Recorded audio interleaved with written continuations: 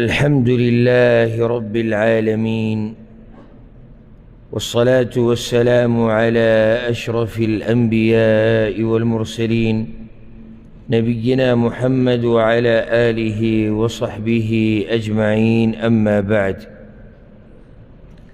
سورة الأنفال يولسم آيت رسيدلو آخرين آيتونو کی داغ نعمتونو باس کېدو چې الله خاص ورکړیو بدر والو ته. یو بل نعمت چې الله رب العزت د هغې تذکره کوي هغه دا چې الله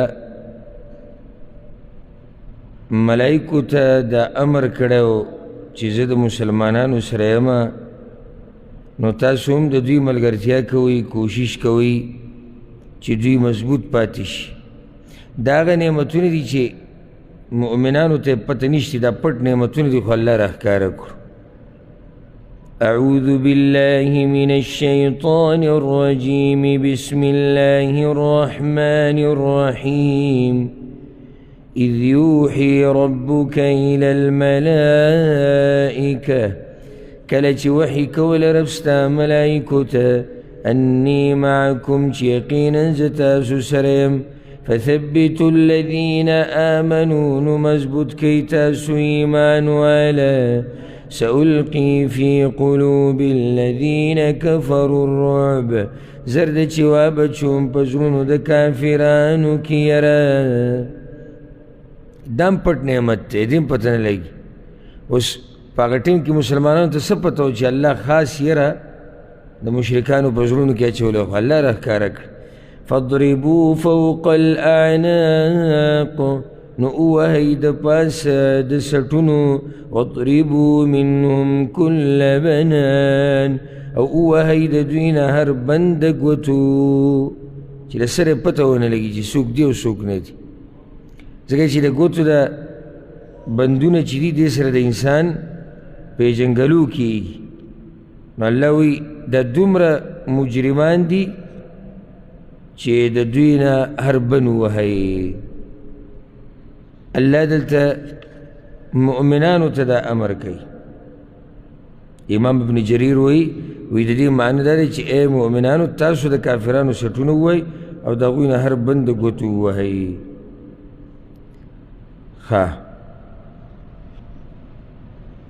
ذلك دا کار په دې وجه و، یعنی دې کار وجه څه ده؟ دا ولې داسې الله امر وکړو، ولې دوی سره دومره سختي؟ ذلك بأنهم شاقوا الله ورسوله، دا کار په سبب د دې و چې دوی خلاف کړی دی د الله او د رسول دغه. ومن يشاقق الله ورسوله، او څوک چې خلاف کوي د الله او د رسول دغه، فإن الله شديد العقاب، نو یقینا الله سخت عذاب والده.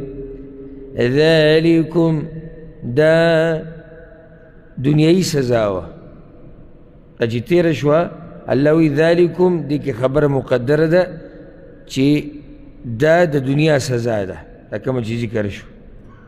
فذوقوا نو تاسو وسکئ ده، وأن للكافرين عذاب النار، او یقینا کافرانو در عذاب دور دی د آخرت سزا ده.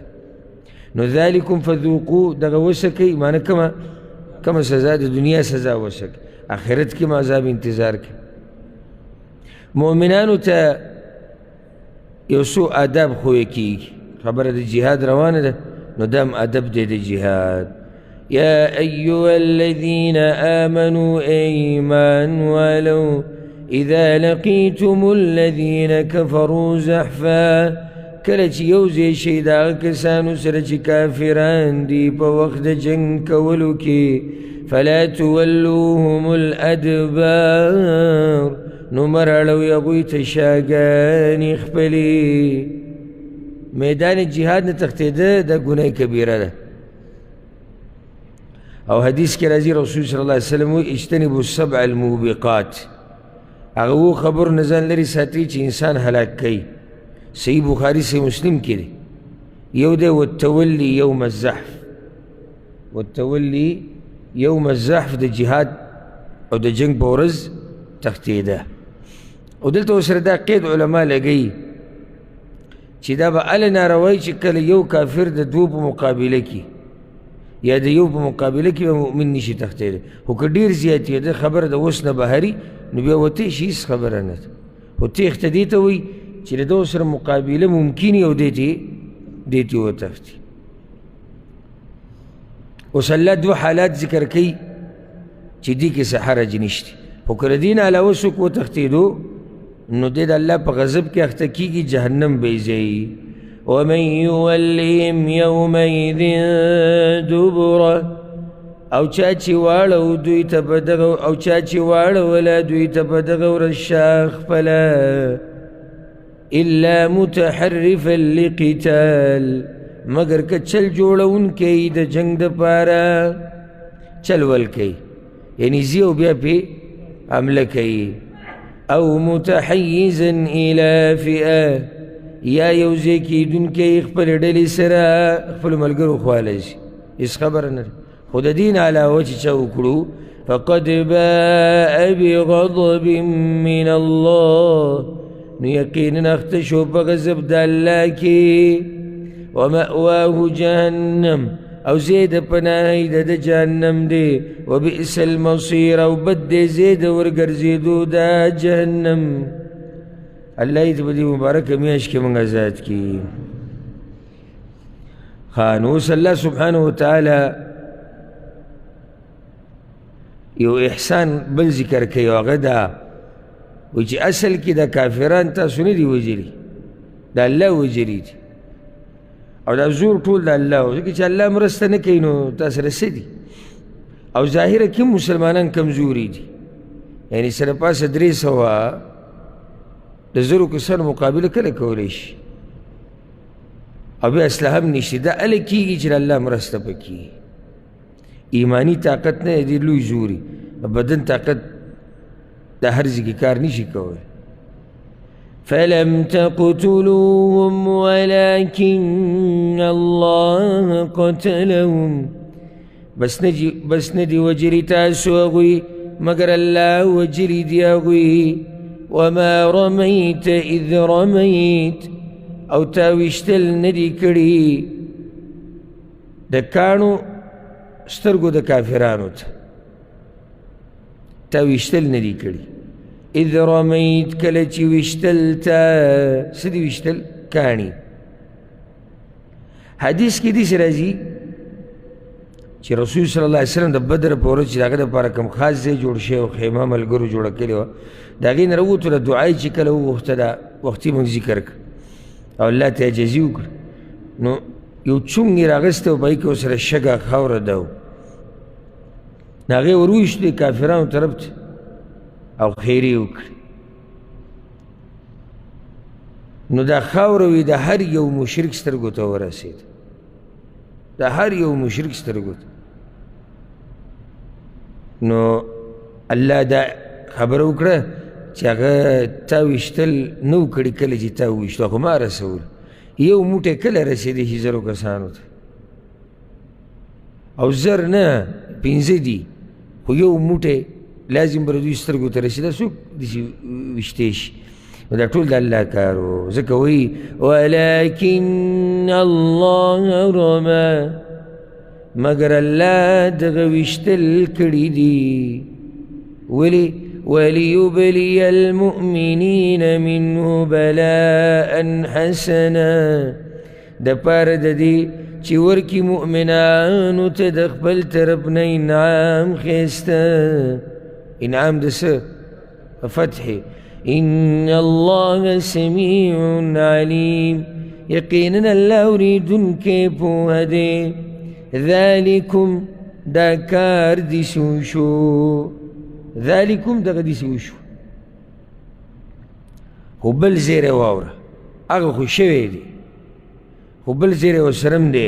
وان الله موهن کید الکافرین، او یقینا الله کمزوری کوونکی دی چلول د کافرانو لره.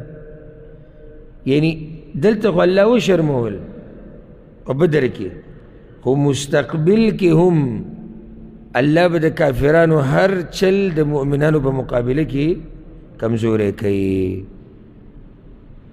ابو جهل هغه ورځ خیرې وکړې وی اللهم اقطعنا للرحم، یا الله په موږ دواړو کې هغه هلاک کا چې رشتې پرې کړي دي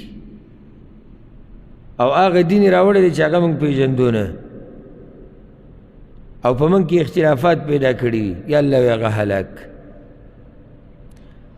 نو الله وی ان تستفتحوا که فتح غواړئ تاسو فقد جاءكم الفتح، نو یقینا راغله تاسو ته فتحه. یعنی که تاسو د دې خپلې خبرې جواب غواړئ نو جواب میلاو شو درک. ویني هغه څوک دی چې رشتې پرې کړي دي او هغه څوک دی چې اختلافات یې پیدا کړي، نو که تاسو وضاحت ته دغې غواړئ نو وضاحت درک. یا فیصله فتح فیصلې ته مو وایي، که تاسو فیصله غواړئ نو فیصله درغله. وإن تنتهوا فهو خير لكم، او که منع شوئ تاسو نو دا به ډېره غوره تاسو لره. که منع شوئ د جنګ نه، که منع شوئ د کفر نه، د تکذیب نه، دا دله ډېره ښه ده. خو دا یاده که ور الله وایي چې دا د کمزورتیا د لاس سره ته نه یم. وإن تعودوا نعود، او که راواپس شوئ جنګ ته راوبګرځو موږ مرستې د مؤمنانو ته. دا خبره کمزورتیا د لاس الله نه کوي، که جنګ هم پرېښودو دا به غورئ نه که کوئ او زړه م تخنیږي بیا راځئ نو موږ بیا راځو. ولن تغني عنكم فئتكم شيئا ولو كثرت، او هیڅ چېرې لرې به نه کي تاسو نه ډله ستاسو هیڅ شی اگر که ډېره وي، هېڅ فایده در نشي درکولی، نه درنه څه سخته لرې کولی شي. وأن الله مع المؤمنين، او یقینا الله د مؤمنانو سره دی. مخکې موږ دا خبره ذکر کړې چې معیت په دوه قسمه، یو عام معیت دی چې الله ټولو سره دی، یو خاص. نو دا خاص معیت دی الله د مؤمنانو سره دی، معنی الله د مؤمنانو مرسته کوي. نو چې الله د مؤمنانو مرسته کوي که د هغوی هغه ډله ډېره شي نو څه فایده نه ورکولی شي، یا نشته پکې څه فایده. نو ځکه اوس الله مؤمنانو ته وایي چې دومره احسانات یې راسره کړي دي، نو بیا د هغه او د هغه د رسول خبره منئ که نه. یا ایها الذین آمنوا، ایمان والو، اطیعوا الله ورسوله، تابداری کوئ د الله او د رسول د هغه، ولا تولوا عنه، او مه وړئ د هغه نه د پیغمبر نه، وانتم تسمعون، او حال دا چې تاسو اورئ. قرآن او حدیث د الله رحم دی چې چاته قرآن او حدیث بیانولی کېږي او څوک یې بیانوي، په دواړو باندې الله رحم. یعنې خلک لګیا دي، مولیان عوام خو لا پرېږده، خلک د قرآن او د حدیث نه اړئ. اوس په دې لږ ساعت کې زه کور ته ورغلم او دسمات یې دا موبایل مې لږ راکولاو کړو نو یو مولوي صاحب پکې شروع کړی وه، هسې 2 منټه مې ورته غوږ کېښودو، ما چې څه یو حدیث یې راګیر کړی او راپرځوي. نو شکر مې د الله وایستو، ما یو زموږ مجالس یو د دوی دي، ده په دې مبارکه میاشت کې حدیث پورې نښتی راپرځوي، د پیغمبر خبره را سملوي. او زموږ مجالس هغه دې دپاره چې بھئی قرآن او حدیث ته ټول نه زورور دي. او سوچ هم دی چې یاره د دې خلکو به د الله د دې کتاب او د پیغمبر د حدیث سره څنګه مینه پیدا شي. یو دا مجالس دی، نو په دې شکر ادا کول پکار دي. ما وړئ د پیغمبر نه او تاسو اورئ. ولا تكونوا كالذين قالوا سمعنا وهم لا يسمعون، او مکیږئ په شان دغه کسانو چې ویلي واورېده منګه او حال دا چې هغوی نه اوري. څنګه نه اوري؟ په زړه غوږونو د زړه په غوږونو سره یې نه اوري. نو خو داسې اورېدلې الله وایي داسې مه کوئ. نو بعض مفسرین وایي چې دې نه مراد منافقان دي. منافقانو په ظاهره کې وایي موږ واورېده خو په زړه یې نه ده اورېدلی. او بعض وایي چې مشرکان دې مراد دي. هغوی به مشرکانو به هم دا خبرې که اورېدې نو په دې ظاهري غوږونو یې اورېدلي دي خو زړه په غوږونو یې نه دي اورېدلي. الله وایي داسې مه کېږئ. ګورئ إن شر الدواب عند الله يقينا بدتر د زند سرنا پنیز د الله الصم البكم کان دی چاړاګان دي الذين لا يعقلون هغه کسان چې بې عقله دي. دا د الله پنیز بدترین زنده سری او حیوانات دي چې هغوی د حق نه چاړاګان دي او د حق نه ړانده دي. ګوره ولې دا بدترین دي؟ کافران ولې د دې زناورو نه بدترین دي؟ زناور د الله نه فرماني نه کوي کیدای شي بل څه.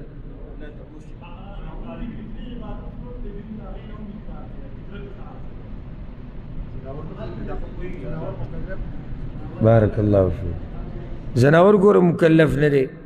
زناور د الله نه فرماني نه کوي او د الله احکامو ته یعنی د الله د فیصلو لاندې دی. الله چې څه غواړي هغه کېږي. که هغه حیوان دی که کافر دی که هر څوک دی د هغه یعنې مخکې موږ سره آیت تېر شو چې دا ټول مخلوق الله ته عاجزي کوونکی دی په زوره او په رضا. هر چې دا کافران دي نو دا الله پیدا کړي د عبادت دپاره دي او دوی هغه عبادت نه کوي او د الله نافرماني یې نه کوي. نو دا بدترین زناور شو. اوس الله دا وایي چې ما ورسره ظلم نه دی کړی. که ما ته پته و چې خیر که ما ته پته وی چې خیر پکې شتي نو دا قرآن به ورته ما ورولی وی او د زړه دا غوږونه به مې ورله کولاو کړی وی خو هغې څه خیر نه و. ولو علم الله فيهم خيرا لأسمعهم او که معلوم وی الله ته په هغوی کې څه خیر معنی طلب د حق عجزي پکې وی انابت پکې وی لأسمعهم خامخا اورولې به وی هغوی ته نو اورېدلی خو هغوی دی پوه کړی به وی پې دغه د زړه غوږونه دي. اورېده مقصد نه دی. مقصد څه دی؟ پوهېدل دي. اوس یو سړی موږ سره درس کې کښېني اوري که نه اوري؟ اوري ټول. کامیاب کم یو دی صحیح چې پوه شو. هسې اورېده او پوهېده سره د اورېدو دې کې فرق دی ځمکه او اسمان. ولو اسمعهم او که اورولې وی دوی ته لتولوا خامخا دوی به ګرځېدلي وهم معرضون او دوی همیشه مخ اړوونکي دي. الله ته پته ده ځکه خو ته الله وانه اورول یعنې پوه یې پرې نه کړو. الله یې که ما پرې پوه کړی م وی دوی ته بیا هم مخ اړم.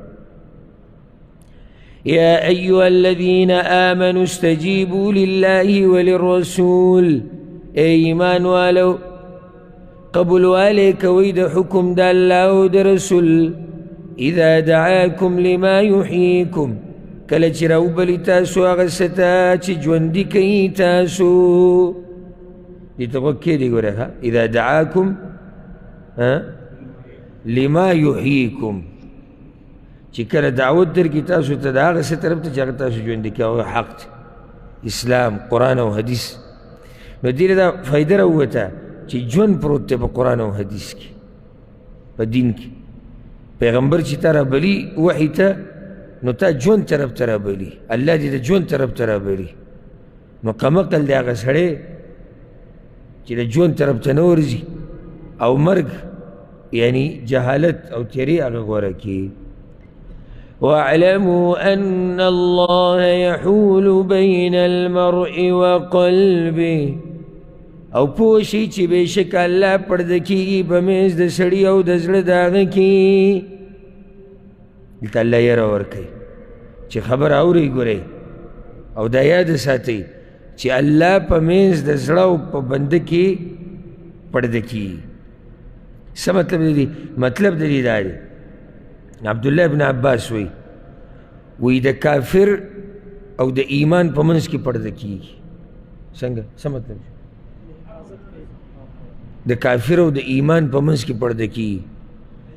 تاسو ایمان نشي راوړی، توفیق نه ورکوي، او د مؤمن او د کفر په منځ کې پرده کیږي، یعنې د کفر نه ساتي. یو دا معنی ده. یو معنی دا کړې د بعضو مفسرینو دا ډېره ښایسته معنی ده چې یحول بین الانسان، الله د انسان و قلبه او د هغه د زړه په منځ کې راشي، پرده شي. فلا یستطیع ان یؤمن، نو د ایمان نشي راوړی، د کفر نشي راوړی مګر د الله په اجازت سره. دا واضح تفسیر دی. معنی دا چې خبره ټوله د الله په لاس کې ده. او ځکه به رسول صلی الله علیه وسلم دا دعا ډېره غوښته. انس بن مالک و نور حدیثونو کې هم ده، نورو بعضو نور راویانو نه رانقل ده. یا مقلب القلوب ثبت قلبي على دینک، الله ته زړونه اړې راړې نو زما دا زړه په دین باندې مضبوط کړي. یو حدیث کې راځي رسول صلی الله علیه وسلم وایي ما من قلب الا وهو بين اصبعين من اصابع الرحمن اذا شاء ان يقيمه واذا شاء ان يزيغه ازاغه. دې یې حدیث دی چې د هر بنده زړه د الله د دوو ګوتو په منځ کې دی. که غواړي چې نیغي کي اقامه نیغي کي، او چې غواړي کوږي کي ازاغه کوږي کي. نو ځکه همیشه الله دا سوال کوي چې الله زما د زړه په دین باندې مضبوط ساته. وانه الیه تحشرون، او یقینا خاص هغه ته به ورجمع کولی کیږئ تاسو. واتقوا فتنه، او ویریږئ د داسې عذاب نه لا تصيبن الذين ظلموا منكم خاصة، چې نه به رسي هغه کسانو ته چې ظلم کړی دی ستاسو نه یوازې. داسې عذاب دی چې یوازې ظالمانو ته به نه رسي. څه مطلب شو؟ ټولو ته به رسي. دا به داسې عذاب او فتنه وي چې دا به ټولو ته رسي. دې باره کې بیا د مفسرینو اقوال دي، خو مشهور قول دلته د عبدالله بن عباس رضی الله عنهما نه نقل دی چې دلته دا یره چې الله ورکړې ده نو تعلق د څه سره دی؟ دا فتنه د څه سره تعلق لري؟ نو دا امر بالمعروف پرېښوده او نهي عن المنکر پرېښوده. یعنی که چا په تاسو کې یا که چېرته تاسو خلکو ته د نیکۍ دعوت پرېښودو او د بدۍ نه منع کول پرېښودو، نو داسې عذاب به د باندې الله راولي چې هغه به عامي. او دا مسله د حدیثونو نه واضحه ده. لکه یو حدیث کې داسې راځي، امام احمد راوړی دی، نعمان بن بشیر مثال رسول الله صلی الله علیه وسلم ورکړی. یو قوم دی په کشتۍ کې ناست دي، صحیح شو؟ نو بعض لاندې ناست دي، بعض بره ناست دي. دې لاندې چې به اوبو ته ضرورت راته نو بره به ختو نو هغوی تنګ کړو. نو دې لاندو کې د بعضو دا سوچ وکړو چې دا بره کسان هم تنګ کړو او موږ هم ستړي شو، نو که موږ پکې ځان له لاندې سورې وکړو نو اوبه به څکو، نه به ستړي کېږو او نه به هغوی تنګو. نو رسول صلی الله علیه وسلم وایي ګورئ اوس که چېرته دا بره کسان دوی ته څه ونه وایي او پرېږدي، ټول به تباه شي، سره هغه بره چې ناست دي. او که چېرته هغوی راولګي وان اخذوا علی ایدیهم، او د دوی لاسونه ونیسي چې نه نجوا جمیعا، ټولو ته به الله نجات ورکړي. دا مثال دی ها چې کله یو قوم کې په ښه کار امر کېږي او د بد نه منع کېږي، هغه قوم الله کامیاب ساتي. او چې کله امر بالمعروف او نهي عن المنکر پاتې شو عذاب راځي. هغه به داسې عذاب نه دی چې خاص دغه کسانو له راځي کومو چې دا کار نه دی کړی، هغه عامي بیا د وچو سره به بیا لمدم سوځي. واذکروا اذ انتم قلیل، او یاد کئی کله چې تاسو لږ وئ، مستضعفون فی الارض، کمزوری ګڼلی کېدی په ځمکه کې. دا کوم وخت و؟ مکه کې.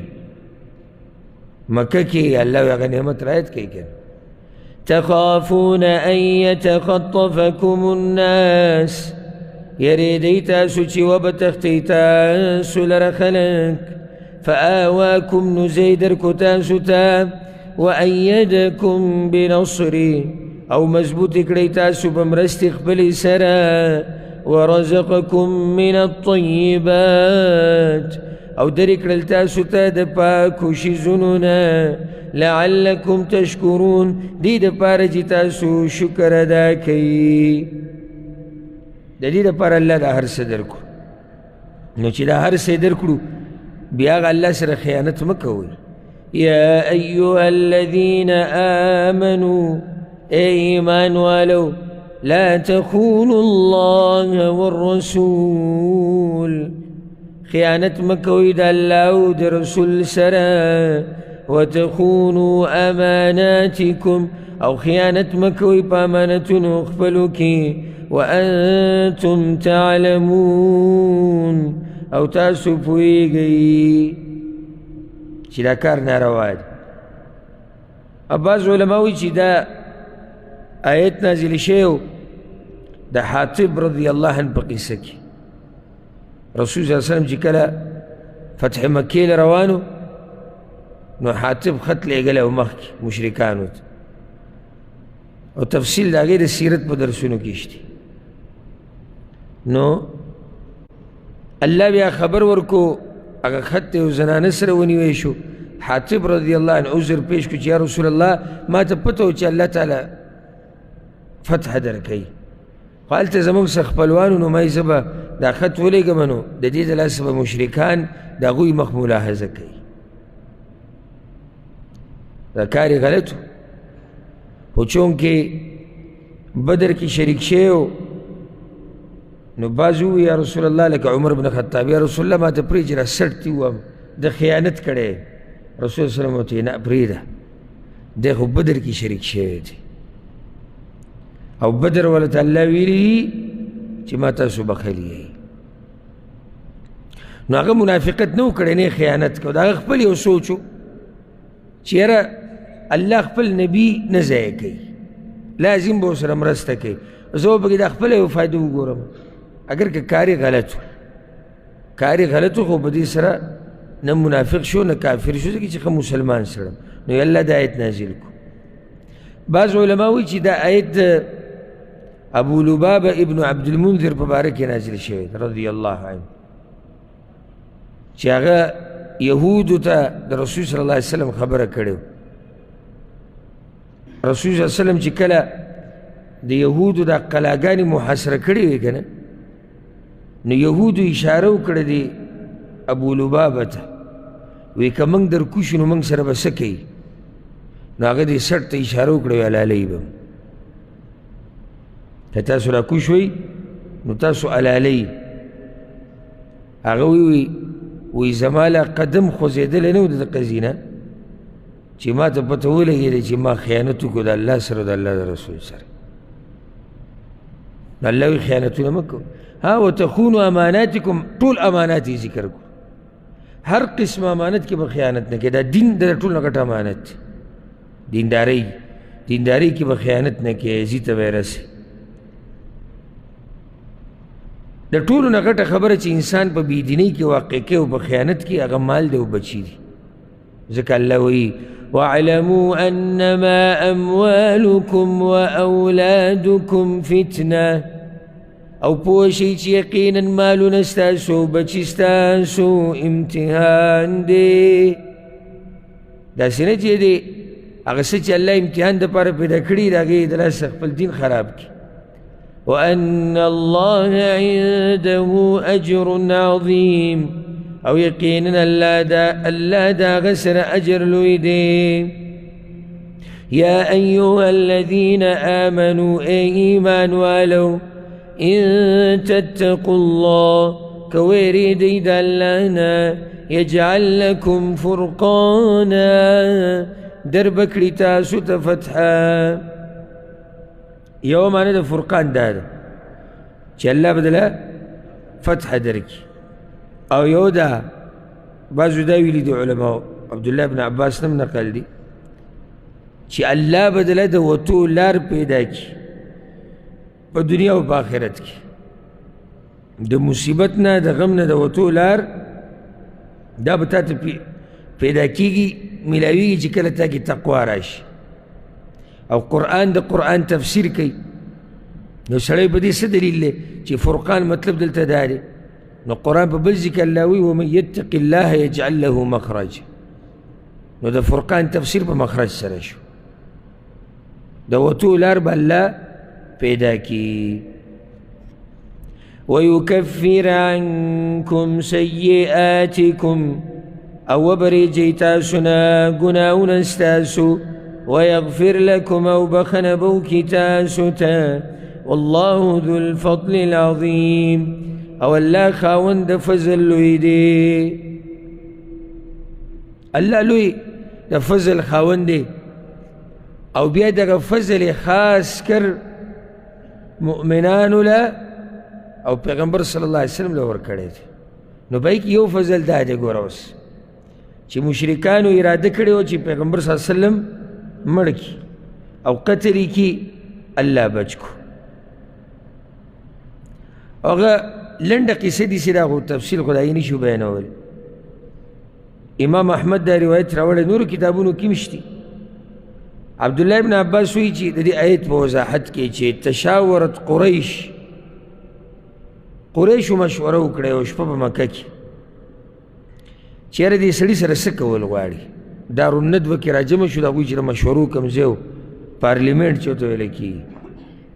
یاره دې سړي سره اخر څه وکړو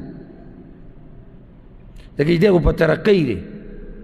نو په هغه ټیم کې ابوالبختوري دا ووایي چې زما رایه دا ده چې د ده لاس خپې وتړئ په یو کور کې به یې بند کړو. نو دې پارلیمنټ کې دې دارالندوه کې شیطان هم راغلی و د شیخ نجدي په شکل کې چې زه د نجد نه راغلی یم دا علاقې چې کمې دي د دې نه راغلی و مشر سړی تجربه کار نو هغه پکې هم ناست و. نو هغه ویې ستا دا خبره غلطه ده دا صحیح نه ده. نو دې کې هشام و ابن عمرو وایي زه خو یم چې داسې کار ورسره کوو چې ویې شړو به دا قصه به وله ختمه کړو. شیطان وی نه دا ستا دا خبر هم صحیح نه. ابو جهل وی زه خو یم چې داسې کار به وکړو چې ټول به راجمع شو ځکه چې دا سړی غټ سړی دی معمولي سړی نه دی او قوم یې دی نسب یې دی خلک یې دي. کله چې سړی قوم نه زوروري او دروني نو دله چې څوک نقصان رسوي نو اول سوچ کوي چې وروسته به زه څه کوم. څه کمزوري خلک وي نو هغه سړی وایي زه مړه ختمه کړي بیا به ورسره ګورو څوک به څه وکړي. خو هلته رسول صلی الله علیه وسلم د غټ قوم سره غټې قبیلې سره خلک یې دي تعلق ساتي. نو یې داسې کار به وکړو چې ټول به بشري کامله وکړو. د هرې قبیلې نه به کسان موږ له راکوي. قریش کې دننه خاندانونه دي که نه نو هر خاندان به موږ له کسان نه کړي او موږ به په یو ځای ګزار وکړو. سړی به مړ کړو نو یو خو موږ سړی مړ کړو اوس سبا له د ده دا خلک به راپاسي او بدل به اخلي نو د چا نه به اخلي ځکه دې طرف ته به خلک ډېر شي. نو شیخ نجدي وایي چې ده دا خبره څه ده دا صحیح ده او وایي که دیت یې وغوښتو نو که هر څومره دیت غواړي موږ ډېر شی موږ به یې ورکړو چې زه بس غلطي شوې ده او جوړ جاړی وکړي نو کار خو به موږ کړی بیا به جوړ جاړی هم وکړو دیت به هم ورکړو. یاره وایي دا خبره دا دوی برابره خبره وکړه. الله هغې ته اشاره کوي وَإِذْ يَمْكُرُ بِكَ الَّذِينَ كَفَرُوا او کله چې چل جوړو ستا په باره کې هغه کسانو چې کافران دي لیثبتوک د دې دپاره چې وتړي ته او یقتلوک یا مړ کي ته او یخرجوک او یا اوباسي ته دا مشورې وي دا وایي که ویمکرون ویمکر الله او چلونه جوړی دوی او چل جوړی الله والله خیر الماکرین او الله غوره دی د تدبیر جوړونکو نه د هغوی څه چلو هسې لاړ هباء منثور او الله چې ورته کومه طریقه جوړه کړې وه که نه کم سړی چې دوی مړ کوو هغه الله ورله داسې عزت ورکړو چې همیشه د هغه ذکر پاتې شو او هغوی ذلیل او خوار بیا سیرت کې مونږ هغه واقعه بیان کړې چې په څه طریقه رسول الله وسلم بیا ووتو د هغوی نه بچ شو دا دومره بدبخته خلک وو وإذا تتلى عليهم آياتنا او کله چې لوستلی کېدو په دوی باندې آیتونه زمن قالوا وی دوی قد سمعنا یقینا واوریدل من لو نشاء لقلنا مثل هذا کو غواړو من خامخا وبوایو په شان د دې وینا ان هذا الا اساطیر الاولین ندی دا مگر قیسې دي د پوخانو پوخانه دا خبرې روانې او دا خو موږ هم کولی شو نه چې دومره نر زامن یې قرآن کې خو الله ته څه څو ځایونو کې ویلي وي په شان د دې قرآن یو صورت راوړی یو راوړی که نو دا د پوخانو قیسې دي وإذ قالوا اللهم او کله چې ووی دوی الله إن كان هذا هو الحق من عندك كي دا قرآن حق ستا دا طرفنا بعضو روایتونو کې راځي چې دا وینا ابو جهل کړې وه ابو جهل دا خبره کړې وه چې یالله که دا ستا د طرفنا حقي فأمطر علينا حجارة من السماء نوروروا په موږ باندې کاڼي د اسمان او ائتنا بعذاب أليم یا راوله موږ ته عذاب دردناک هسې ورته رسول صلی الله ابو جهل نه ویلي د ده ګوره خپل کنیت څه دی ابو الحکم فیصلې به یې کولې ډېر غټ سړی و رسول صلی الله ویل نه ابو جهل ابو جهل دې ځینې ښه واضح دی چې دا ابو جهل وی یا الله که حقي په موږ عذاب راولي خو داسې خبره شو یا الله که حقي نو عذاب ولې غواړي یا الله موږ له توفیق راکړه چې ویې منو خو دا دلیل دی چې الله وی دا دومره زدیانو یعنی دا وی که حق هم نه منو عذاب دی راشي موږ دې ختم شو دومره زدیانو دوی نو دا لایقو د دوی چې بدر کې دوی ذلیله شوی وی دوی لایقو او د دې شکست لایقو ښه نو یا الله عذاب دې ولې نه راوستو بیا ابو جهل خو عذاب غوښتلی و وما كان الله ليعذبهم وأنت فيهم او نو الله چې عذاب ورکړی وی دوی ته او حال دا چې ته په دوی کې وي یو دا وه ښه نو صحیح شو ولې پیغمبر بیا مدینې ته لا نه تلی و که نه و تلی نو بیا ولې په دوی عذاب نه راتو وما كان الله معذبهم او نو الله عذاب ورکوونکی دوی ته وهم یستغفرون او حال دا چې دوی بخنه غواړي کمزوري مسلمانان مکه کې نه و چې هجرت یې نشو کولی هغوی به د الله نه بخنې غوښتې که نه اوله کې بد شو د څه د لاسه د پیغمبر د لاسه بیا د کمزورو مسلمانانو د لاسه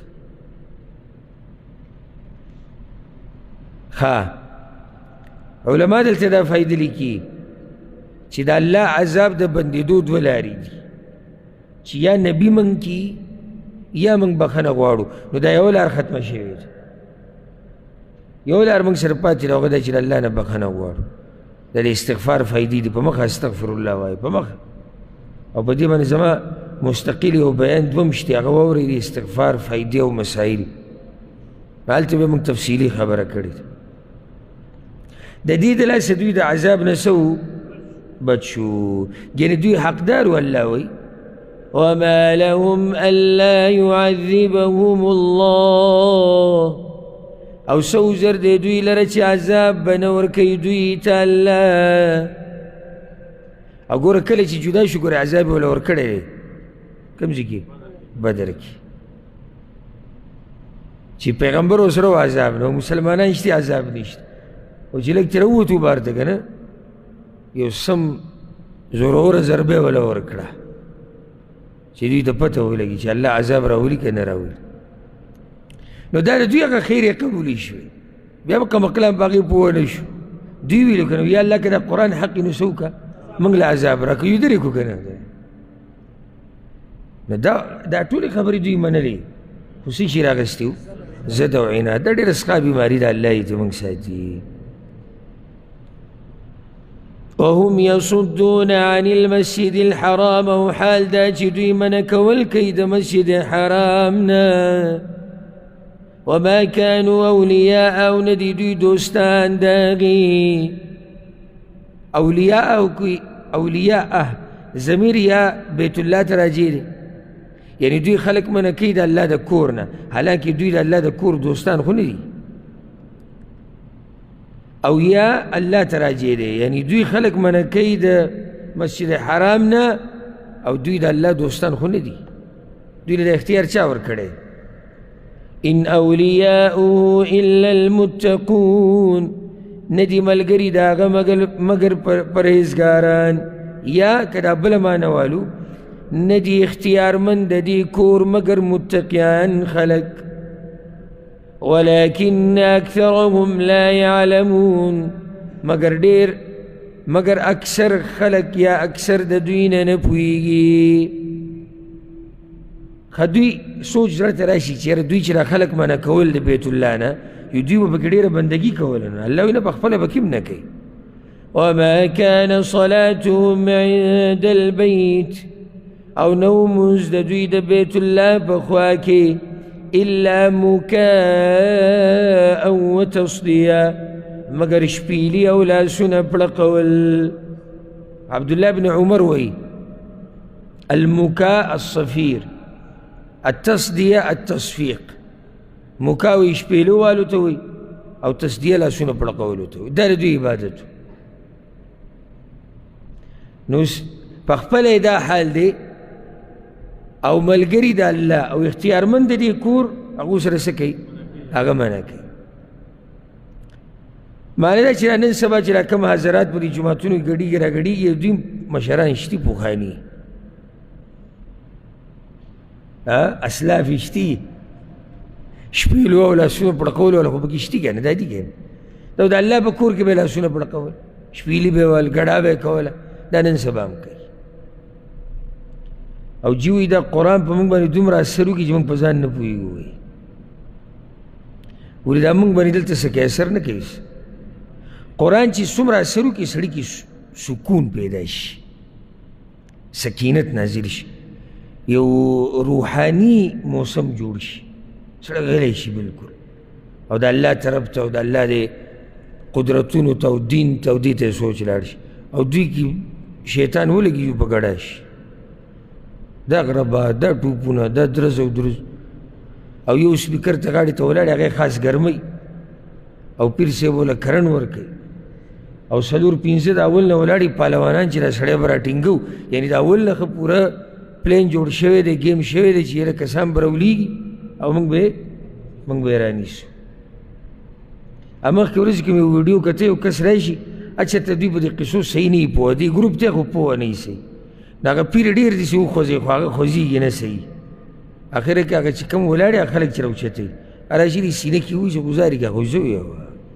کیسه دې ورانه کړې ده شاته کسان ولاړ دي ته نو هغه به دې هغه صحیح نه پوهېږي چې نوي داخلې اخیستې وه که نه پیر ولا لاس ډېر داسې داسې کو خو هغه کې دغه نه راتو دا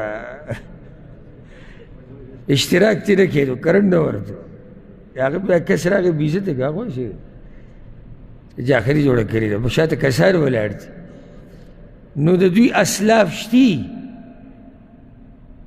د مکې مشرکانو به هم په جومات کې څه کول شپیلي به ویل لاسونه به یې پړقول دوی پکې قوالیانې هم وایي ورې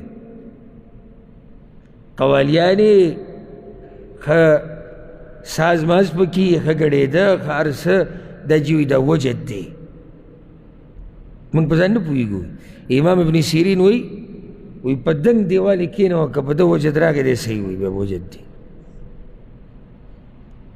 صحیح خبره یې کړې ده پوس قالین پروت یو دی ګړزه ځان وراچي یا خو یې داسې ځي ته وباسه چې کاڼي ماڼي پراته که نه ښه زورور او چا اوس دې په تا وجد راشي پوس قالیني او بل خوږېدو ته یې دا دوه درې نه پرېږدي هغه کوم چې ولاړ وي ورته که چېرته اوور ایکټینګ وکړي یعنې ایکټینګ کې د حد نه واوړي او خوږېږي نو بیا دا کسان راټینګوي نو ځکه هغه ډېره ناشنا خبره کړې وي ته په دنګ دیوال یې کښېنوه که په ده وجد راغی دی رښتیا وایي نو الله دې زموږ په حال رحم وکړي جوماتونه د عباداتو دپاره دي جوماتونو کې سکوني سکینتي جړاګانې د ایمان او د تقوا خبرې الله ته د نږدې کېدو باس رواني زموږ په ملکونو کې الله دې رحم وکړي اوس د دې ځای جوماتونه یې ګوره ماشاءالله هر ځای کې توحید سنت هلته ګوره ګډا بعض جوماتونو کې ګډاګانې دي بعضو کې زما مذهب او ستا مذهب بعضو کې برای مهرباني چې کم سړی د دې مذهب سره تعلق نه ساتي هغه دې جومات ته نه راسي بعضو کې یره کوي ومنګوي او بعضو کې څه او بعضو کې څه ته به حیران شي چې الله دا خو ستا کور دی خو دا روان پکې ساتي نو کورونه د الله د بندګۍ دپاره دي فذوقوا العذاب بما كنتم تكفرون بس وسكي عذاب فوجد دي چې تاسو به کفر کوو کله چې دا قافله واپس راله د ابو سفیان او دا سره خو ډېر مالو نو په هغه ټیم کې یو څو کسان رالو او دی ووی قریشو ته دې مشرانو ته عبدالله ابن ابي ربيعه عكرمه ابن ابي جهل صفوان ابن اميه دا درې کسان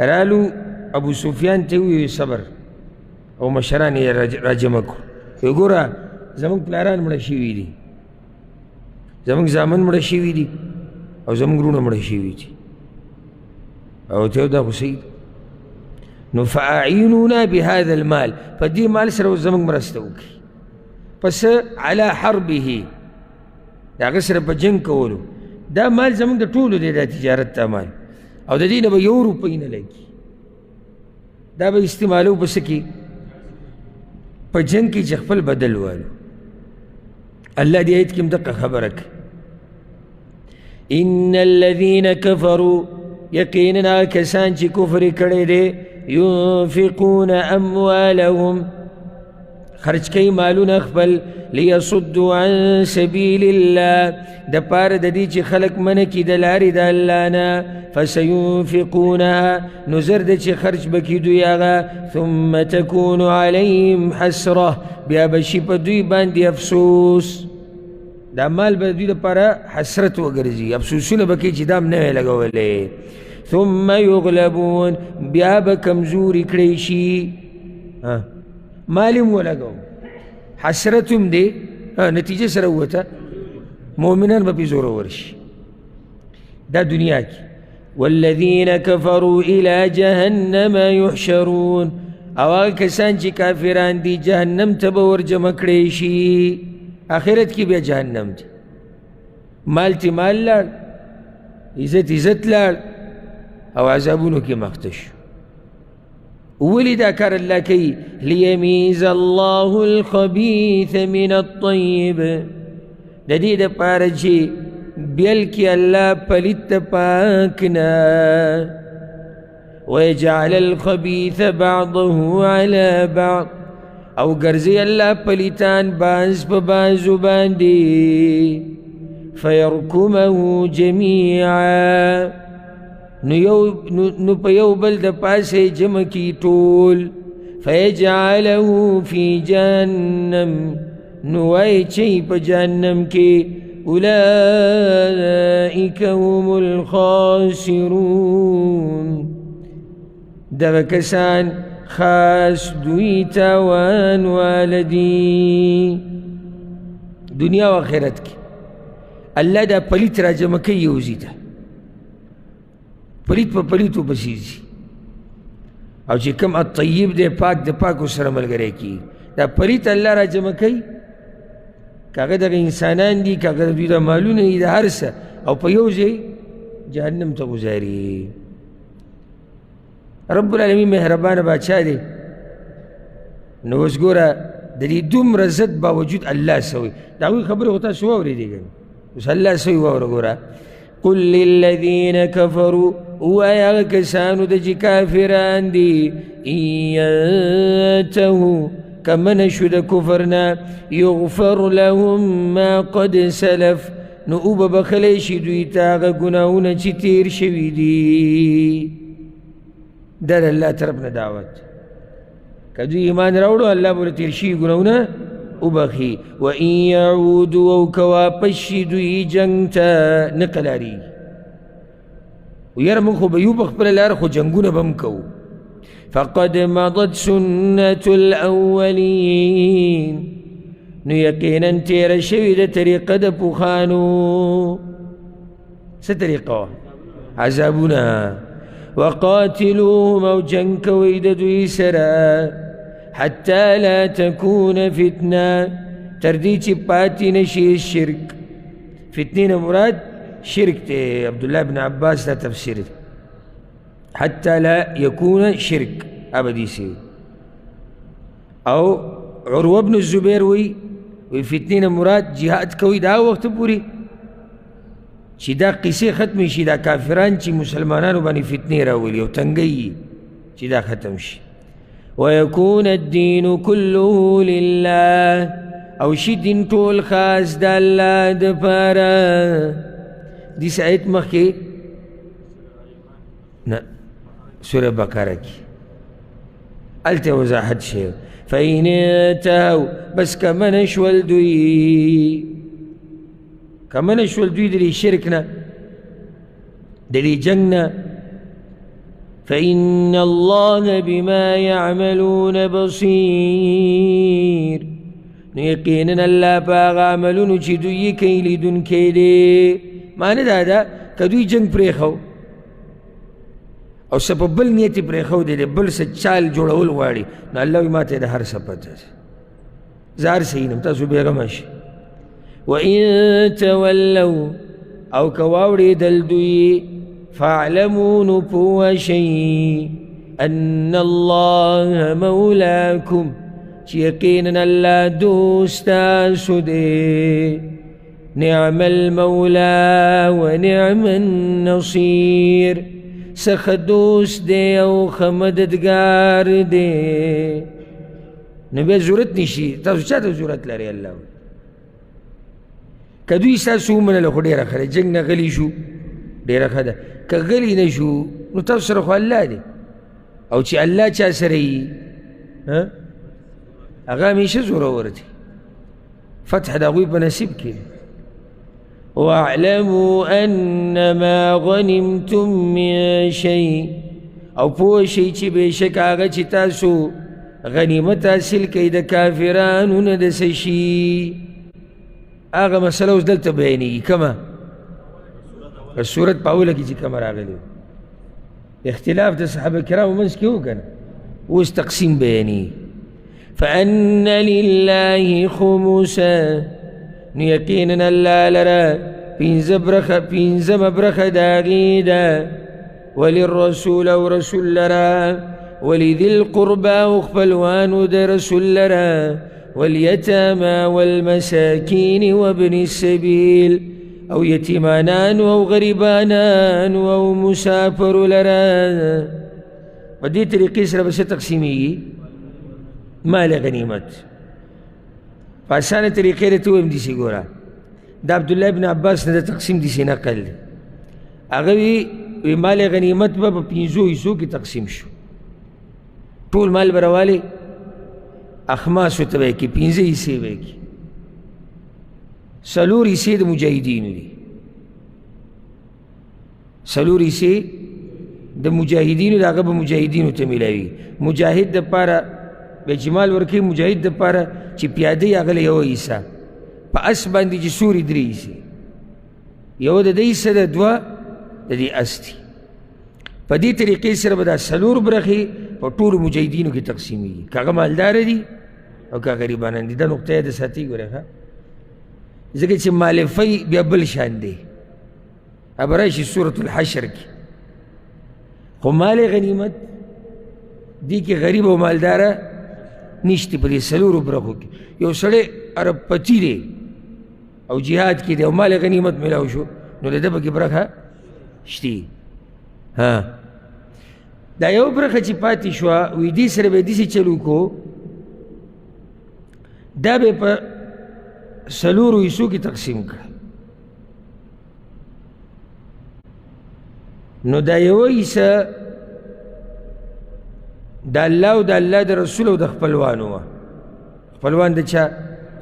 خپلوان د رسول صلی الله علیه وسلم، بنو هاشم او بنو المطلب، دا د هغه خپلوانو کې راځي. یعنې دوی کې چې څوک غریبانان دي پیغمبر هغوی له ورکولی شي. یوه حصه دا لاړه، څو پاتې شوې حصې؟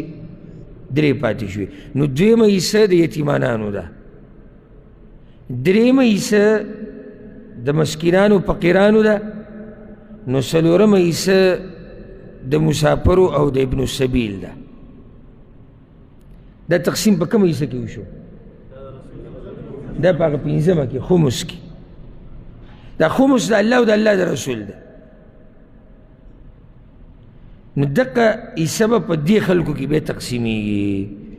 ان کنتم آمنتم بالله، که ایمان راوړئ تاسو په الله، وما انزلنا على عبدنا، او په هغه څه چې رالیږلي وو موږ په بنده خپل، یوم الفرقان، په ورځ د فیصلې، یوم التقى الجمعان، په هغه ورځ چې مخامخ شوې 2 ډلې.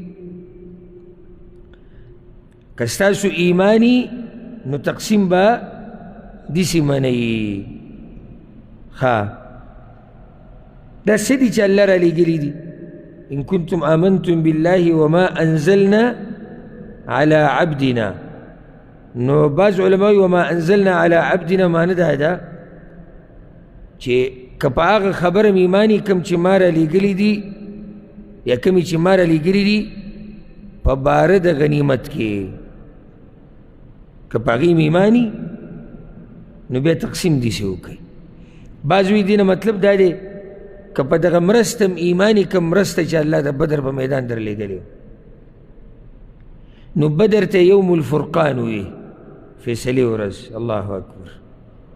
یوم فرق الله بین الحق والباطل، هغه ورځ الله د حق او د باطل په منځ کې فرق راوستی.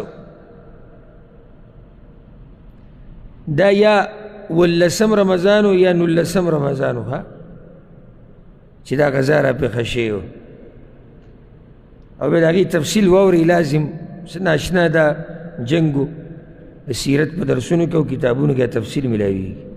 رب العالمین اوس د میدان بدر یو تصویر بیانوي.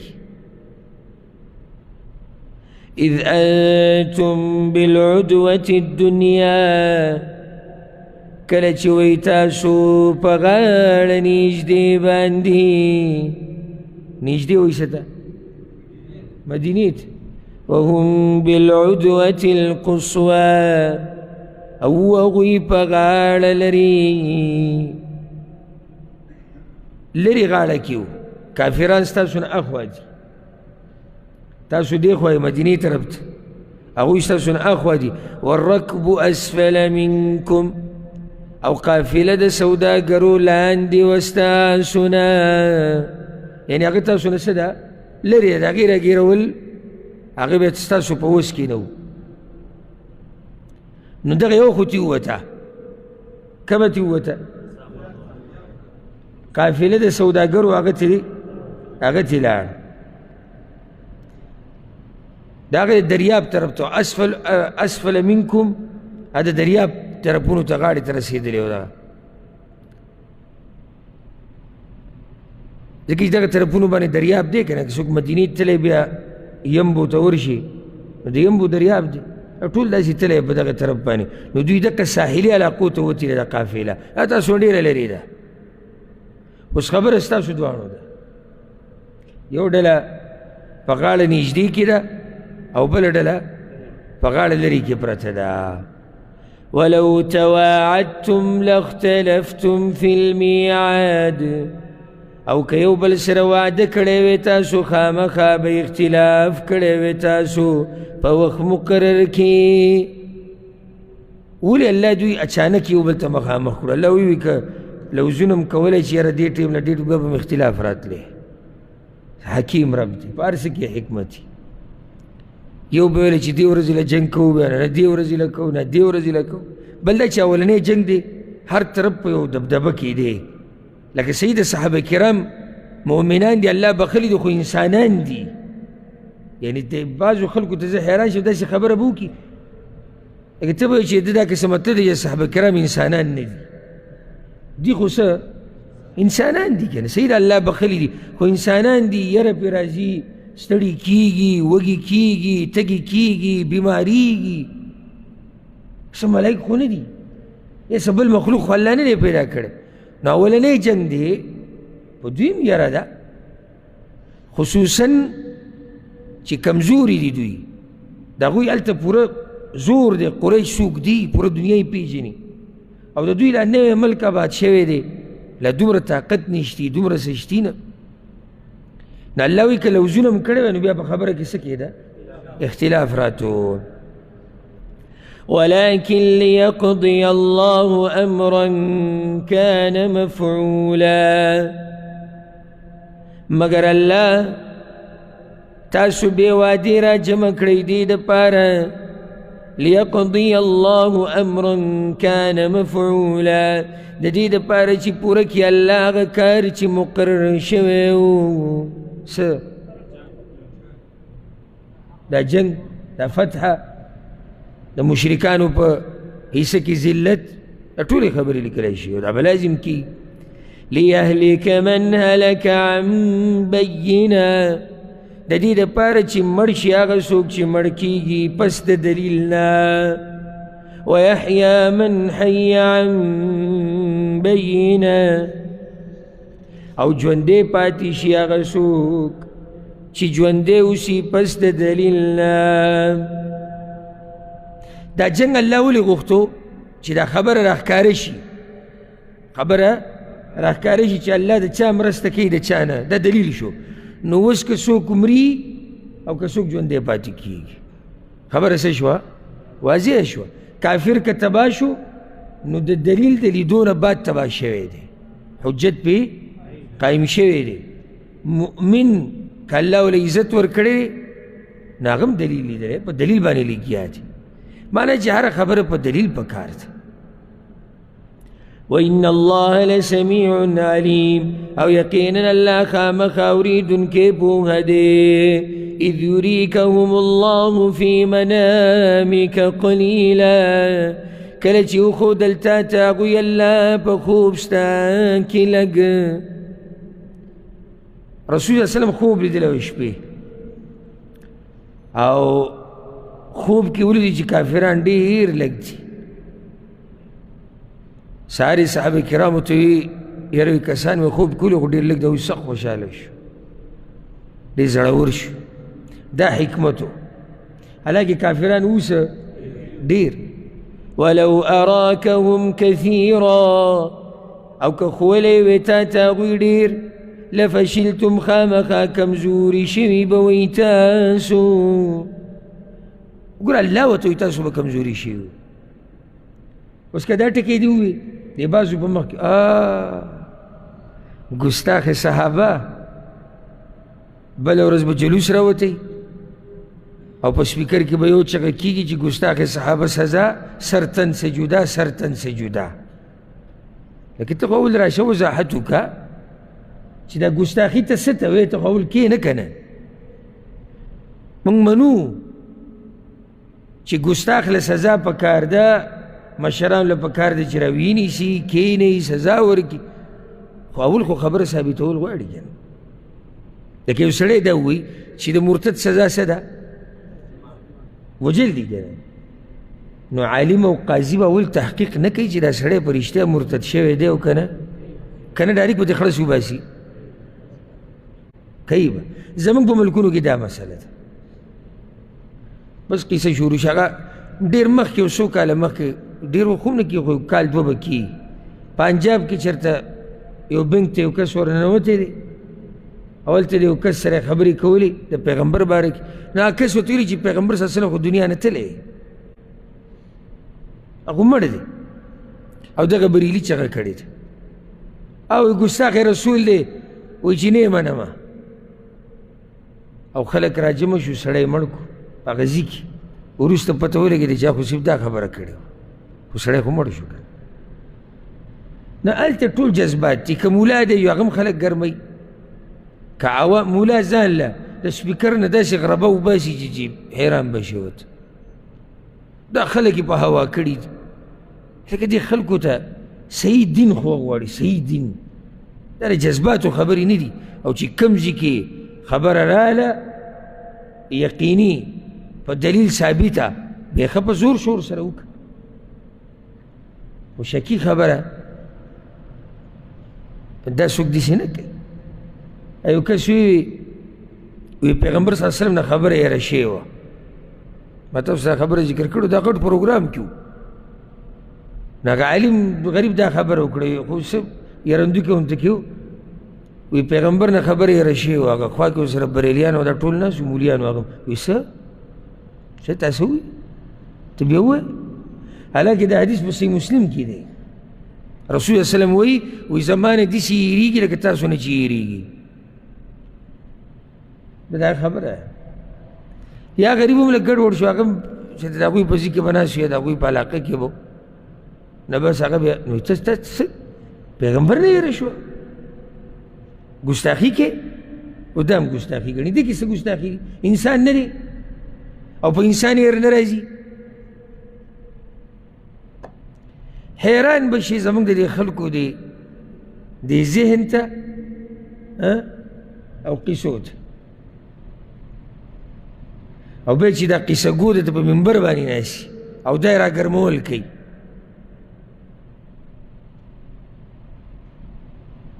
اوس مې څو قیسې ذهن ته راغلې، خو خبره به اوږده شي پرېږدي. خلاصه دا ده چې الله صحابه کرامو ته وایي که ډېر هم لیدلی وی نو تاسو به کمزوري شوي وي، انسانان دي. ولتنازعتم فی الامر، او خامخا اختلاف به کړی وی تاسو په دې کار کې، په څه کې؟ په جنګ کې. ولكن الله سلم، مگر الله بچ کړی تاسو. انه علیم بذات الصدور، یقینا الله پوه دی په هغه خبرو چې په سینو کې دي. واذ یریکموهم، او کله چې وښودل الله تاسو ته، اذ التقیتم، کله چې مخامخ شوئ تاسو، فی اعینکم قلیلا، په سترګو ستاسو کې لږ، ویقللکم فی اعینهم، او لږ یې ښکاره کړئ تاسو په سترګو د هغوی کې. په اوله کې داسې وه، مسلمانانو ته کافران لږ ښکاره کړو او کافرانو ته مسلمانان. نو څه فایده شوه؟ ډاډه شو. جنګ چې ونښتو بیا کافران مسلمانانو ته ډېر کړو او مسلمانان کافرانو ته ډېر ښکاره کوو. نو کافرانو باندې رعب راغی، مؤمنانو ته د الله د نعمت احساس وشو چې پرې دومره کافرانو الله موږ زورور کړو. لیقضي الله امرا کان مفعولا، د دې دپاره چې پوره کړي الله هغه کار چې و مقرر شوی. وإلى الله ترجع الامور، او خاص الله ته ورګرځولی کېږي ټول کارونه. بعض آداب او احکام بیانیگی یا ایوها الذین آمنوا ایمان والو اذا لقیتم فئه کلچ مخامق شوی تاسو دی ڈلی دا کافرانو سرا فاثبتوا نکلکو سی واذکروا اللہ کثیرا او یادوی اللہ لردیر لعلکم تفلحون ددید بارج تاسو کامیاب شئی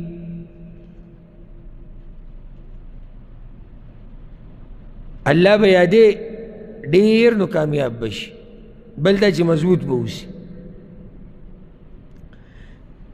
اللہ کو بدوم رہے دے چی موز پکی معاف تے نا صلاة الخوف مکی تیر شکر او زان زان اللہ بجمی سر زان زان اللہ کلا سختی جنگ ودرے دے پکی نکی ابو الازمی و بیان اوریدو زد الشيخ العلام الفقيه ابن عثيمين رحمه الله كتابنا بيانون دير زيادة ورم وما داقنا دير سيز دكري دي الله إلا قبر باني رحمتنا رأوله سنة أشناء علم تيرش هذا أمت علمه دي أمالك دي ولاقينه إنه يوكس وتبيغام وري ويشيخ سيب يوكستي أغبتاسو سلامتي او هغه دا وی چې سړي باندې د جمع مونځ فرض نه دی یعنی که وکړه جو ثواب دی که ونه کړه ګناه پکې نشته او نښته دی په دې خبره نو هغه وایي چې وایي موږ ورسره ډېر کوشش وکړو پوه کوي یو دلیل بل دلیل ښایي خو هغه نه مني او وایي چې زه صرف د ابن عثیمین خبره اورم دا شیخ هغه کس ته وایي ورته ووایه چې ابن عثیمین وی که د جمع مونځ لازم نه بیا په جهاد کې د جمع سره نه وي داسې مختصر پیغام یې ورته ولېږي ورته چې ابن عثیمین داسې وایي که د جمع مونځ په سړو لازم نه وي په جهاد کې ولې د جمع مونځ کوي یو سنت کار هغې له دومره ترجیح ورکوي چې د دشمن یره ده یوه ډله دې ودرېږي ټوپکې دې ونیسي بله ډله دې ودرېږي توری دی ونیسی هغه ډله دی ودرېږي ډالونه دی ونیسي دا ډله دی دې خوا ګوري هغه دی دې خوا ګوري صرف دې دپاره چې د جمع دا مونځ وشي نو که د جمع مونځ پکې نه وی چې خو بیا هر طرف ته چې څوک ودرېدلی کوي سم خیال لري دلیل باره کې نو الله به په هر حال کې یادوي واطیعوا الله ورسوله او تابعداري کوئ د الله او د رسول د هغه ولا تنازعوا او جګړې مه کوئ خپل منځ کې اختلافات مه کوئ فتفشلوا نو کمزوري به شئ وتذهب ریحکم او لاړه به شي دبدبه ستاسو لکه څنګه چې اوس د مؤمنانو دبدبه ختمه شوې ده دغه چې مؤمنان مسلمانان یو بل پورې نښتي دي یو بل ختمول غواړي په یو بل د کفر ټاپې لګوي نو څه دبدبه به دوی پاتې شي واصبروا او صبر کوي ان الله مع الصابرين یقینا الله ملګری د صبرناکو دی ولا تكونوا كالذين خرجوا من ديارهم بطرا او مکیږي په شان دغه کسانو چې وتلي د کورونو خپلونه په تکبر سره څوک دي مکې مشرکان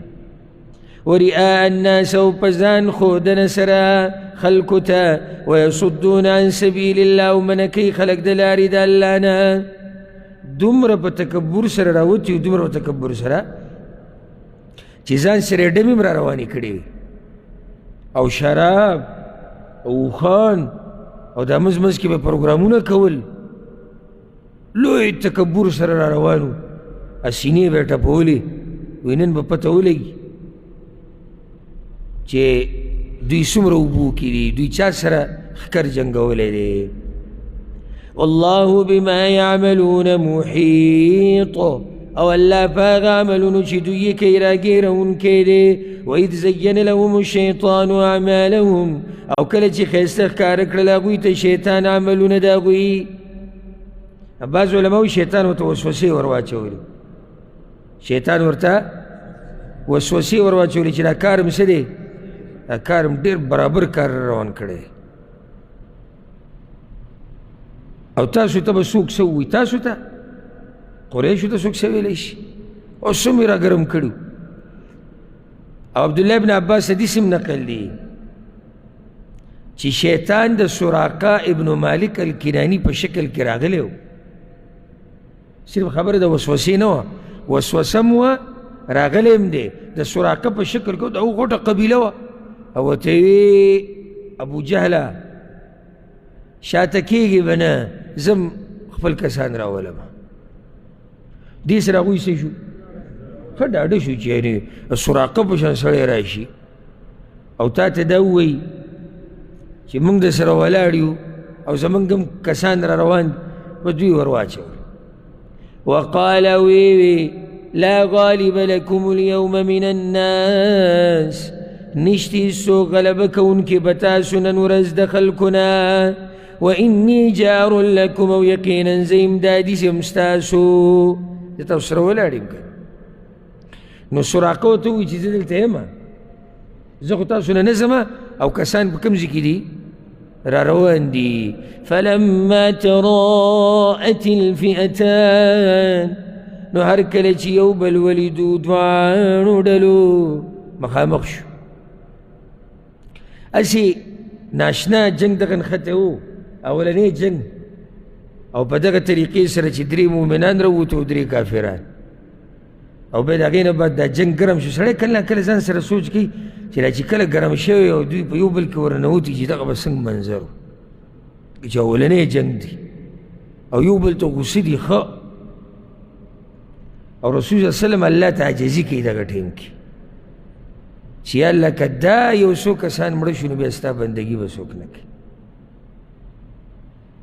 او الله یې داسې مرسته وکړه چې جبریل او میکال او دا غټ غټ ملایک الله راولېږل، باقاعده هغوی په جنګ کې شریک شوي دي. داسې مرسته الله د مؤمنانو کړې وه. نو کله چې دا ډلې مخامخ شوي، نکس علی عقبی، نو واوړېدو په پوندو خپلو وتښتېد. د دغه ټیم پر دوی سره ولاړو او ستاسو کار برابر دی او تاسو دي او تاسو دي، بیا وتښتېد. ولې وتښتېدو؟ وی چې وقال وی انی بریء منکم، یقینا زه جدا یم ستاسو نه، بیزاره یم، زه خو تاسو نه پېژنم، تاسو څوک یې. دا د شیطان طریقه ده، او دا به په جهنم کې هم کوي، را به شي په سورة الحشر کې چې دا شیطان به دته په جهنم کې هم وایي ما تا ته ویلي وو، ما راته ویلي. نو څومره به ذلیله پاتې شي دا سړی چې الله یې نه و منلی، شیطان یې منلی، هغه ورته وایي زما تا ته ویلي وو، زما دپاره دې کول. نو دلته یې هم وایي زه تاسو نه پېژنم، تاسو څوک یې؟ إني أرى ما لا ترون، يقينا زينما غسجتا سينيني. إني أرى ما لا ترون، وإذا جبريل لدلو، جبريل عليه السلام ولدو چې راکوز شو سره د ملایکو، 500 باندې مشر جبريل دی، 500 باندې مشر میکائیل دی. دی به تښتېدونه سره بله څه لار وه. إني أخاف الله، یقینا زیریږم د الله نه. دی د ډېر یېرې نه دا خبره د خولې نه وتې ده، نور یېرېدو نه دی. ځکه امام قتاده وایي کذب عدو الله، د الله نه دشمن وي، دروغ یې ویلي، دی د الله نه نه یېرېدو. خو ده ته پته ولګېده چې اوس یې څه طاقت نشتي او سرو نشتي، سلار نشتي، نو په هغه ځای کې بیا دا خبره وکړه إني أخاف الله والله شدید العقاب، والله سخت عذاب واله دی. او وتښتېد. رسول صلی الله علیه وسلم وی ابلیس د عرفات په ورځ انتهایی ذلیلی. ما رؤي إبليس في يوم هو فيه أصغر ولا أحقر ولا أدحر ولا أغيض من يوم عرفة. عرفات بور السخ ذليلي غوسي خبي ولي ومما يرى من نزول الرحمة والعفو عن الذنوب. اگر رحمت چې کم راوريږي او ګناهونه د الله د بندګانو معاف کیږي دی پې خبي چېرې دا خو دا ټول کامیاب شو، زه تباه شو. ها او د بدر په ورځ، هغه ورځ هم وایي سخت ذلیله و. صحابه کرام یا رسول الله وما رأى یوم بدر، نو د عرفات په ورځ خو یې څه ولیدو؟ د الله رحمت یې ولیدو، خو په بدر کې یې څه لیدلي وو؟ وی اما انه رأى جبریل علیه السلام یې لیدله. نو داسې ذلیله او خوار د منډه والي ده که نه چې رسول الله سلم وایي چې داسې ذلیله دی چېرته نه دی لیدلی شوی. اذ یقول المنافقون، کله چې وی منافقانو، والذین فی قلوبهم مرض، او هغه کسانو چې په زړونو د هغوی کې بیماري ده، غر هؤلاء دینهم، دوکه کړي دي دا کسان دین د دوی. چا؟ مؤمنان یادوي. دا خبره چا کړې ده؟ نو یو دا چې منافقانو مدینه کې کړې وو. وی 300 کسان تللي دي او د قریشو سره مقابله کوي، خو دې دین دوکه کړي دي که نه. بعض علما وایي دا قول د یهودو دی، یهود خو مدینه کې وو که نه، چې کله دا خبر واورېدو چې جنګ دی، یاره وی دا خلک قم عقلان دي، دین دوکه کړي دي. ها او بعض وایي دا قول د مشرکانو دی د جنگ په دوران کې، چې کله یې ولیدو چې یاره دا خو لږ دي او الله ورته په اوله کې لږ ښکاره کړي مو او هم لږ، نو یو بل ته یې دا ووایي وی دې دین ښه دوکه کړي دی. ها یو څو کسان دي او راغلي دي جنګ. الله وی ومن یتوکل علی الله، او څوک چې ځان وسپاري په الله، فإن الله عزیز حکیم، نو یقینا الله زورور حکمتون والده. ولو ترى اذ يتوفى الذین کفروا، او که چرته ویني ته هغه وخت چې ساه اخلي د هغه کسانو نه چې کافران دي ملایک، ناشنا حالات به ویني. هلته د بدر په میدان کې مردار شوي دي او یا که نه، نو هغوی سره هم دا حالات راغلي دي. نو دا آیت د بدر سره هم لګي او عام هم د ټولو کافرانو کې. الله پیغمبر ته وایي که دغه وخت دې ولیدو، کم وخت چې کله د کافرانو نه ساګانې وځي، څوک یې ترې وباسي؟ ملایک. یضربون وجوههم وادبارهم، وهي مخونه د دوی او شاګانې د دوی. وذوقوا عذاب الحریق، او ورته وایي وسکئ عذاب د اور سوځونکي، در دوی سزا ده. یعنې هغه سات هم په دې طریقې سره وباسي. ذلک دا سزا بما قدمت ایدیکم، په سبب د هغه عملونو ده چې مخکې کړي دي لاسونو ستاسو. وان الله لیس بظلام للعبید، او یقینا الله نه دی هیڅ ظلم کوونکی په بندګانو خپلو. دغه شان الله مخکې هم تباه کړي دي، کدأب آل فرعون، او حال د دوی په شان د حال د فرعونیانو دی. والذین من قبلهم، او د هغه کسانو چې مخکې و د دوی نه، کفروا بآیات الله، کفر کړی په آیتونو د الله. فأخذهم الله بذنوبهم، نو راونیول هغوی الله په سبب د ګناهونو د هغوی. ان الله قوي شدید العقاب، یقینا الله طاقت والا سخت عذاب ورکوونکی دی. ذلک دا عذاب بأن الله، په دې وجه دی چې یقینا الله لم یکن مغیرا نعمه، نه دی بدلونکی نعمت لره، انعمها علی قوم، چې کړی هغه په یو قوم باندې، حتی یغیروا ما بانفسهم، تر دې چې بدل کړي دوی هغه څه چې په زړونو د دوی کې دي. الله نعمت نه بدلی، نو څوک یې بدلی؟ دوی په خپله بدل کړي. نو د مشرکانو سره دا آیت څنګه لګي؟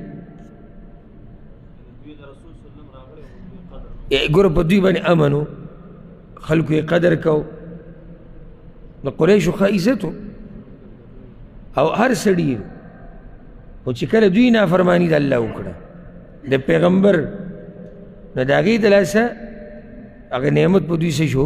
بدل شو. او دا زموږ ټولو دپاره دا خبره ده، ګورئ چې د چا سره الله وله څه ورکړي که نه، که دا برقرار ساتل غواړئ، نو د الله نافرماني به نه کوي. او که د الله نافرماني دې شروع کړه او زړه کې دې د دین په ځای بېدیني راوسته، نو څنګه چې دې زړه کې دننه حالات بدلېږي، ظاهره کې بدلم الله حالات بدل کړي او بیا به ګیلې نه کړي.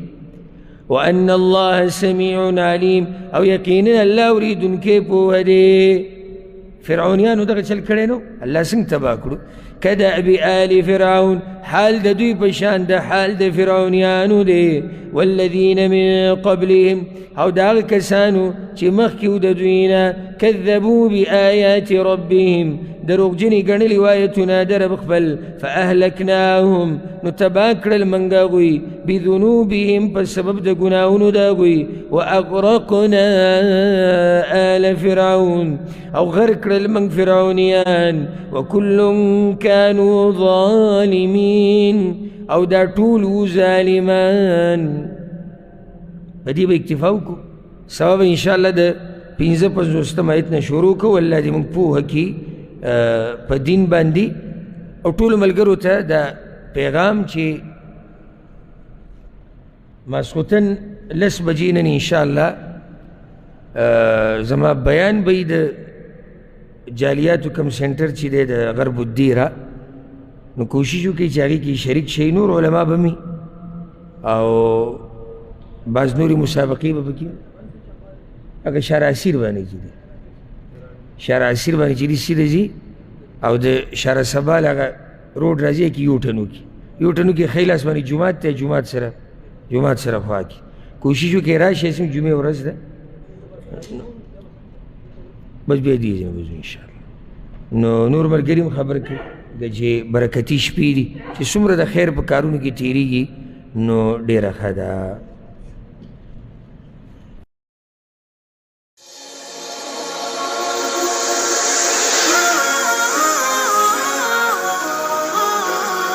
قبلة قلبي كعبة ربي